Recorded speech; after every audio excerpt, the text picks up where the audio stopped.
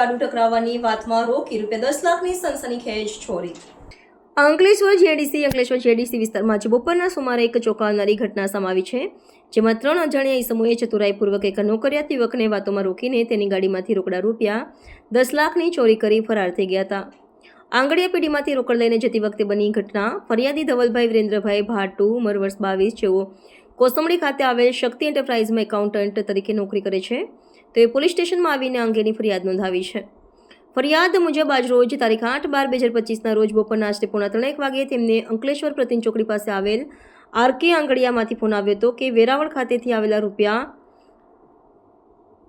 ₹10 લાખ આવી ગયા છે, જે લઈ જવાના છે। શેઠની મંજૂરી બાદ ધવલભાઈ બપોરના આશરે 4:30 વાગે તેમની અલ્ટો 4વ્હીલર ગાડી નંબર GJ16BK5012 લઈને આંગડિયા પેઢી પર ગયા હતા।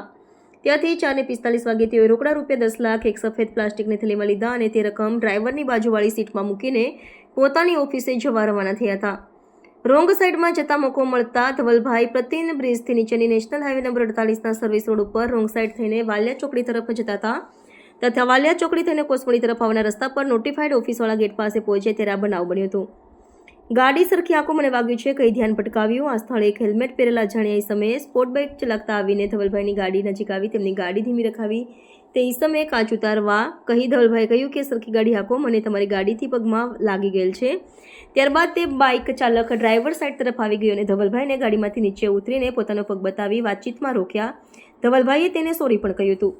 ચોરી કરીને 2 બાઇક સવારો ફરાર। ધવલભાઈ વાતચીત કર્યા બાદ પોતાની બાજુની સીટમાં નજર કરી તો રોકડા ₹10 લાખ ભરેલી સફેદ પ્લાસ્ટિકની થેલી સીટ ઉપર નહોતી। તરત જ પાછળ ફરીને જોતા હેલ્મેટ પહેરેલા 2 બાઇક સવારો તેમને પૈસા ભરેલી થેલી લઈને પૂરપાટ ઝડપે નાસી છૂટ્યા હતા।